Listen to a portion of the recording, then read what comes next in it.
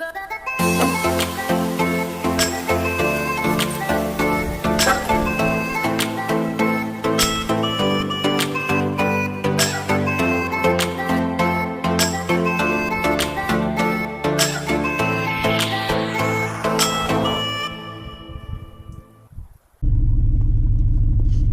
gonna get this chipper right now, real quick like, and once we're done getting this chipper, we're gonna go chip up a little bit of brush.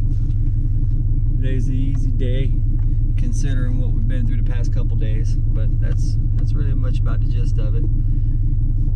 This video will be a surprise. You'll find it soon enough. Well, this guy did some trimming on his own trees. He's going to have us clean it up today.